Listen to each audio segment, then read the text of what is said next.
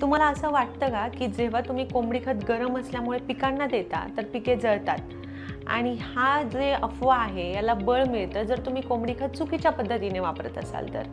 खरं तर कोंबडी खत वापरण्यासाठी एक पद्धत आहे, ज्यामध्ये तुम्ही तुमच्या शेतामधील झाडांच्या पासून जरा दूर असलेली जी काही सुपीक माती आहे, ती गोळा करायची आणि 20 किलो सुपीक मातीमध्ये तुम्ही 5 किलो कोंबडी खत टाकायचं आणि ते एकजीव करायचं आणि नंतर ते समप्रमाणात तुम्ही प्रत्येक झाडाच्या मुळांशी ते पसरवू शकता. कारण सुपीक मातीमध्ये अन्नद्रव्यांचा पुरवठा जास्त असतो आणि कोंबडी खतामध्येही अन्नद्रव्य खूप जास्त प्रमाणात असतात. त्यामुळे ते जर आपण छान पद्धतीने पसरवले तर तुमच्या झाडांना अन्नद्रव्य मुबलक प्रमाणात मिळतात.